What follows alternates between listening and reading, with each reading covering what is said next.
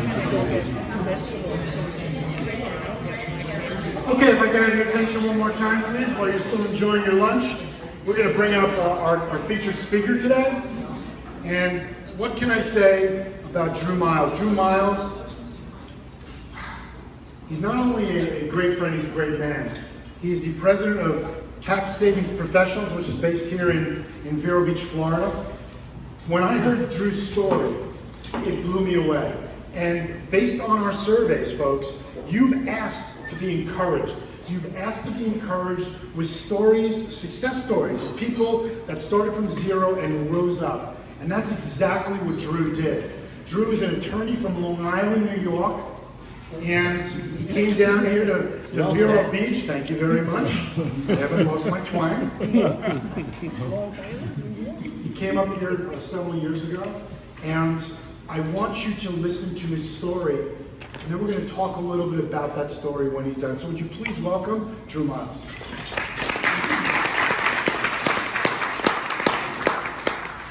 Thank you, Joe. Thanks for inviting me, Maureen. Same, appreciate the opportunity to speak to all of you. And I hope what I say is helpful. When Joe asked me to speak, I was not quite sure why. But if I can be an inspiration in any way, if I can teach in any way, my goal is not to be really teaching, preaching, but really just to share with you my experience. And as Joe said, or from the title of the talk, Rising from Zero, in preparing this morning, I remembered that I had an opportunity twice to rise from zero, once in 2002 and once in 2008. So I'm an expert in messing up and having to start all over again, I guess. As Joe said, my name is Drew Miles. I live here in Vero for the last 15 or 16 years with my wife, Madi, and we have 2 kids in Vero, and now we have 2 grandchildren in Vero, one of which is destined to be the President of the United States and the leader of the free world. So when Violet Nebregas runs for president, you know who to vote for. I came to Florida in 2002, so just about a year after 9/11, with all of my worldly possessions in the back of the 2015 Jeep Grand Cherokee. And I had recently been through a divorce, so what I didn't bring with me were my 2 businesses. I left them behind. That wasn't always part of the plan, by the way, but that's what happened. My family, my friends, and my network, all gone, because when you get divorced, it's not just the husband and wife that are going in different directions, everything changes. So I landed here and had a chance to literally start not only from zero, but from below zero, because I came down with one MasterCard with a $33,000 limit on it and a $31,800 balance on it. And no savings, not a whole lot of wiggle room. So I'm just going to read something from Proverbs, and it kind of struck me. It says, from Proverbs 11, "He who trusts in his riches will fail, but the righteous will flourish like a green leaf." And so we definitely don't want to trust in our riches. We want to be righteous. But I think it's okay to be righteously rich at the same time, right? And then to do good things with it. So,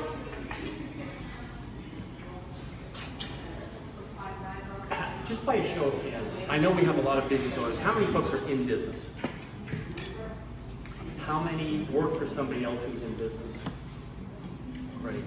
And how many of you are either have started a new business or are thinking of starting a new business?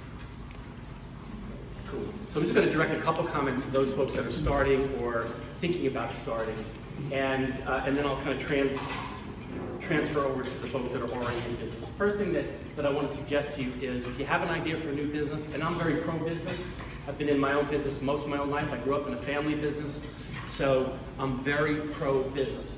But if you have an idea for a business, don't run home at the end of this conversation and tell your wife or husband, you've got a great idea, you're going to empty the bank account and put everything into this brand new idea, because the odds are overwhelming it won't work.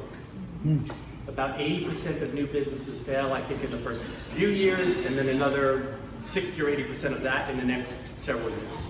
It's really tough to have a successful business. The good news is you can start a business and keep your day job. So if you're going to start a business, the first thing I would do is spend the next year learning everything you can about running a business. Because being in business is not just about whatever your skill set is. If you're a plumber, it's not just about running pipes. If you're an electrician, it's not just about running wires. There's a whole bunch of other stuff that's got to happen in the background. Everything from bookkeeping, get QuickBooks, get Quicken, to marketing and sales, to organizing and planning. And we're not taught that stuff in school. I know people with MBAs that aren't taught that stuff. So it would be foolish to think that you can just step out, start your business because you have an expertise or a passion for something and expect it to work out. It probably won't. So take that time, learn, write a business plan. I hate business plans. Write a business plan. Not because of the document you're going to wind up with pretty pictures and graphs and all of that stuff in it. You will not follow that plan. But you don't write the plan because you're going to follow the plan. You write the plan because of what you're going to learn in the process of researching and writing that plan. The last thing for new business owners is, to the best of my knowledge, there is no formula that I could give you or anybody else could give you, like a recipe that if you follow this and you put in, a half a pound of this and mix in a quarter of a cup of this and put it in the oven 350 for 2 hours, that's going to wind up with a successful business. Franchises are probably the closest thing to that, but non-franchise businesses, you've got to adapt, you've got to weave, you've got to learn, you have to make decisions on the go. If you're a football fan, you have to call audibles fairly often. It's your ability to recognize that you need to change direction, and then your ability to actually change that direction that will make a big difference. For the business owners and non-business owners, I would suggest that you always be learning. I think the story that I told to Joe over probably breakfast one morning is that caused him to invite me here is this one. I had been learning how to invest in real estate. I had been following a particular guy named Ted Thomas, who's up in Merritt Island, learning how to invest in foreclosures and tax liens and tax deeds. He did seminars. And when he learned that I knew a little bit about tax savings and asset protection and LLCs and things like that, he said, why don't you come down? I'm doing a seminar in Orlando. I'd like you to speak. So I did. He had about 125, 150 people in the room. And I had my allotted hour and a half to speak and then a half hour to wind things up before the next speaker. And at the end of my hour and a half presentation, I offered my product. By the way, I didn't have a product until about 3 days before I went there when he said, so what are you selling at my seminar, at my conference? I had no idea. Well, you need to sell something. Okay, so I put something together on the spur of the moment. And when I offered my product for sale, everybody got up at the end of my presentation, very nice round of applause, and they began to head for the exits to go get a cup of coffee, use the restroom, whatever they were doing. But no sales. Not one sale. Uncle Ted grabs the microphone and says, wait. Everybody sit down. Sounds a little bit like Joe, right? Everybody, get in your seats. And he spends the next 10 or 15 minutes explaining to the folks at his conference the value of my program, why they should make the investment, the benefit, et cetera, et cetera. And by the end of his 15-minute spiel, he sold 8 products. I sold none. I had an hour and a half. I sold none. Uncle Ted had 15 minutes. He sold 8. That was eye-opening for me. What was even more eye-opening is when Uncle Ted took me out to have a cup of coffee. The seminar continued. And over a cup of coffee, he said, Drew, you know what? You are a great guy. Everybody likes you. They like what you say. You relate to people well. That's terrific. And if you ever want to speak in one of my conferences again, you're going to call this gentleman, who's Dr. Donald Moyne, and you're going to pay him to teach you how to sell from the platform. So at that point, I'm a 40-ish year old, relatively successful attorney, college, law school, and Uncle Ted tells me I've got to go to some guy that I don't even know, sit down and pay him a lot of money, which I did not have. I had no money. I had a little bit of a balance on my credit card. So what did I do? I called up Dr. Donald Moyne. I flew down to LA and I spent the day with him. And we went, first thing he said to me is, I want to see your script. And I said, my what? He said, exactly. You need to write a script and come down and we're going to go over it. And we went line by line by line. And we went through the first page or two and I was like, oh, he said, why did you say that? I don't know. You told me to write the script. Well, we're going to say it this way instead. Okay. Go another couple paragraphs. Same thing. Why did you write this? I'm like, how many times are we going to go through this? I want you to say it this way. About third page, fourth page in, he said, why did you write this? I want you to say it this way. And I said, I can't. I'm an attorney. I can't represent from the front of the room. I'm going to have lawsuit. He said, okay, we'll come back to that. And after the second time, the third time I went back to him, and he came back to that recommendation, and I said, I can't say that. He said, you have to. Now, I wasn't making any wild promises that were unethical. It was just I was not comfortable making a claim from the front of the room. I think Joe said earlier, what we do at Tax Saving Pros is we put strategies in place mostly for business owners and high net worth people. We've saved so far between $750 million and $1 billion for people over the last 15, 20 years. So you got to be able to say that from the front of the room and not be concerned about who might be overhearing you. It's got to be done ethically. It's got to be done accurately. At any rate, I could go on. But I'm just going to shift gears until the recent experience. When I had an employee of mine, trusted employee, very experienced guy, was running my operation, and I began to note I didn't see any growth. I didn't see him adapting. I didn't see him learning new things. What I did see him doing was relying on the diploma that hung on the wall behind him and referencing it fairly often because he had credentials. But those credentials and the diploma were dated 1985.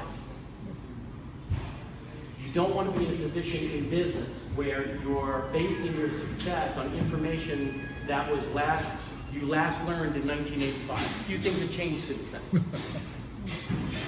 So when I say always be learning, be an avid reader, be an avid listener. I've got some recommended readings, I've got some recommended courses that you can look at. Always be learning because stuff's changing and it's changing faster and faster and faster. We used to talk about information overload and barely being able to keep up with the changes. Today, you can't possibly keep up with the changes. It's not humanly possible. So you can't keep up with everything, but find things that interest you, find things that you're passionate about, find problems in your own life or in the lives of people around, and learn techniques, strategies, what have you, that you can use to solve those problems, and you'll become very valuable and maybe invaluable. For those of you that have been in business for a period of time, I said here, restart the business, reinvent yourself. Look for other things that you can add, other services that you can add, other products that you can sell, things that you're not currently offering to your clients that you know that they need. What we've learned in the last 2, 3, 4 years is the client experience is just as important with the result that we produce, right? So one of the biggest differences between a gourmet dining experience and a McDonald's dining experience, yes, the quality of food, no question about it, but it's also the service. And if you got McDonald's service at a fine restaurant, you'd be very disappointed. So it's not just did they serve the food or did I find the tax savings. It's what kind of experience are my clients having that's going to cause them to keep coming back and send their friends and send their family.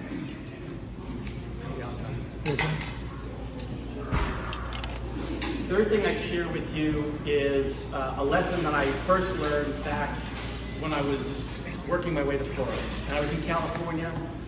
California, I believe, is one of, if not the wealthiest state in the country. And yet, there's a very big homeless population. So one day I'm coming off the 101, come down the ramp, and I see a homeless guy standing there, asking for money. Now, you already know I had no money. I mean, I have the balance on my credit card and very little else. So I took $1, rolled down my window and gave that fella $1. And I'm telling you, something changed that day. Now, I don't know what, and I don't want to get all mystical and like that on you guys, but something changed in me that day.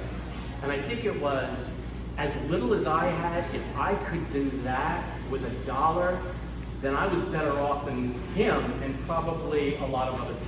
And it just shifted something inside me. 3 days later, I came off that same off-ramp.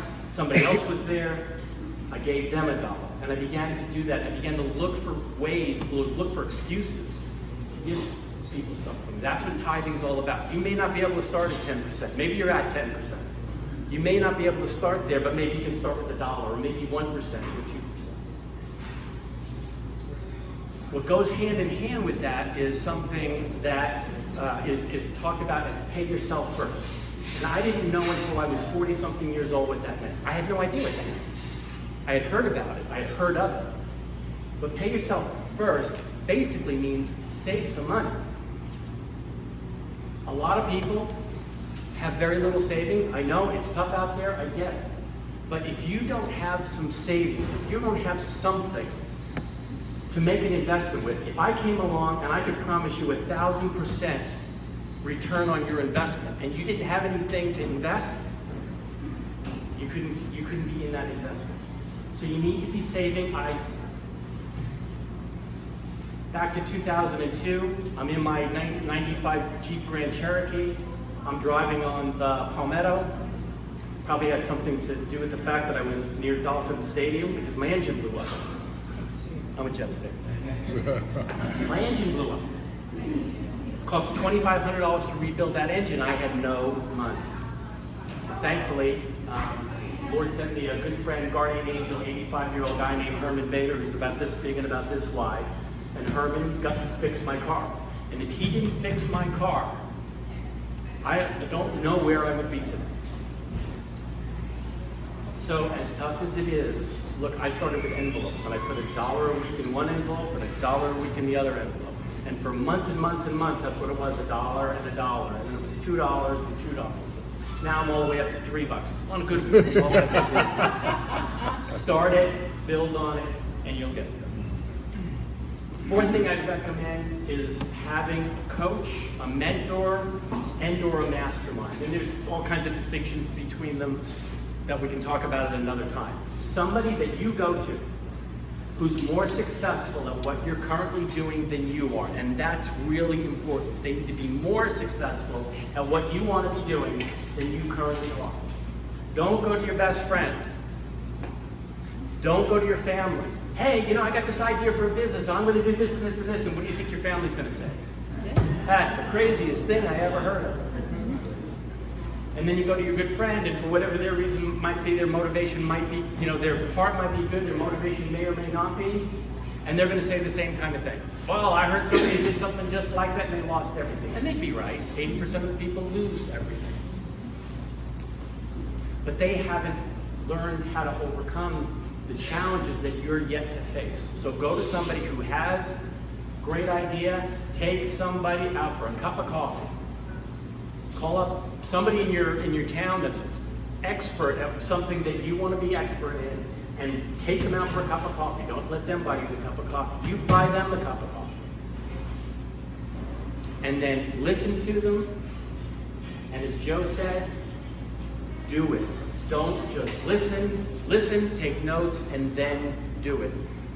A mentor of mine a long, long time ago said, he was a real estate guy, very, very wealthy, very successful guy, had bought thousands and thousands of houses using a particular technique that the average person will tell you does not work, or at least it won't work here. That works over there, it doesn't work here. So then he goes over here and he does it again, and they say, well, that might work here, but it's not going to work over there. Meantime, the bad news is the critic has nothing. The good news is my buddy's now got 3 times as many houses because he keeps going there and proving them wrong. The point in all that is he said it's easier for me to teach a group of 12-year-olds how to invest in real estate than a group of adults. Because if you tell the 12-year-old, go knock on the door and say this, they'll go knock on the door and they'll say this. If you take a 40 or 50-year-old and you say, go knock on the door and say this, they'll say, I can't do it. Or they'll do it a little different, or they'll find a better way to do it. And the better way doesn't work. You get the idea. Coaches, mentors, mastermind. Mastermind is a group of people that come together. It's not a coffee clutch. It's not a complaint session. It's a group of people that are more successful than you. There was somewhere in the last 2 days on the news, I saw a picture of Bill Gates sitting next to Warren Buffett. Now, there's a mastermind. And those guys get together and they tell each other what they're doing that works, and they tell each other what they're doing that doesn't work, and then they've been relatively successful at executing. 3 more quick things. 1, when you go all in. Don't dabble, don't put your toe in the water. If you're going to be in business, be in business. I don't mean quit your job. I mean be fully committed. Learn everything you can to be the resident expert. Learn how to market. Learn sales. Learn what your books have to say and how they work. Learn how to read a financial statement. Learn how to write a business plan and write it and learn from it. Execute on it. Give it to somebody that's been there, done that. Let them shred that business plan, tell you everything that's wrong with it so you can improve it, and then go back and do it again, and then execute on the improved plan. 6th point, prayer, meditation, and going to the mountain. 10 years ago, I think it was Chuck Swindoll I heard speak, and he said he starts every day off with 1 hour of prayer. And I began to do that. And for the first year, it was 1 hour, just me and the Lord, and me taking it in and listening and asking and doing the best I could to be obedient. Nowadays, it might be 20 or 30 minutes, but it's the way I start every day. I don't have a cup of coffee before I do that. I don't exercise before I do that. I darn sure don't write any emails before I do that. Stop, get quiet, listen to the Lord. And a new variation that a good friend of Joe and I and BBCBA sponsored an event about 2-3 weeks ago with Dr. Dean Radke, Ministry Institute. Has a heart for pastors. We're losing pastors at the rate of 1,100 a month because they burn out. They can't help but give up. They can't fight another day. And he's put together a program to teach them the skills to run an organization, which they've never been taught before. Long story short, Dean said, once or preferably twice a year, you need to go to the mountain. Go to the mountain. That could be anywhere you want it to be that's quiet. Best bet is if you're away from family, friends, no news, no internet, no nothing except you, the Lord, the Bible, whatever other books that you want that help you focus and get quiet. It's been very, very beneficial to me. 1 minute, Joe. 2 other quick points. 1 is never retire. It's not even biblical, and it doesn't make any sense. You spend however many years of your career learning, gaining expertise, making contacts, and then you retire and put them wherever we put them, in the closet or something. Just keep working. My hope is, right now I work part-time for the Lord. My hope is that as the years go by, I'll be able to work full-time for the Lord and take those resources and those talents that He's given me, the experience that He's given me, and use it primarily or exclusively for the kingdom. And the last part of that is leave a legacy. Leave a purposeful legacy. We're all going to leave a legacy. And it's going to be somewhere between, wow, what an incredible person that, oh, what a great guy or gal that was. Somewhere between there and, ooh, what? Take a moment right now. I'm going to go over by 1 minute. Take a moment right now literally, I want you to take a moment, take your pen or pencil, whatever you're writing notes with, and write down what legacy you want to leave, what you want to be remembered for. Please do it. This is an exercise. Otherwise, I'm going to get Joe up here and he's going to tell you all this. Sit down. Do it. Take a moment. What legacy do you want to leave? What do you want to be remembered for? What do you want your family to say about you generations from now? Maybe you want to help out in your, with your church or elsewhere in your community. Maybe it's family. Maybe your family needs attention. And now you can refocus your attention on them and help them in ways that you never thought that you could or never thought of.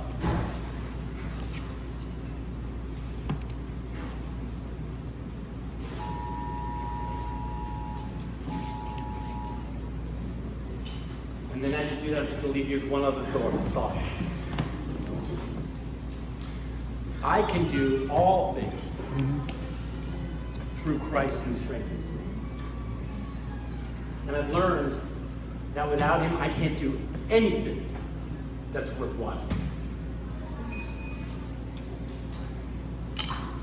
So I hope you found some nugget here that's helpful. I pray that you do. Thank you for your time.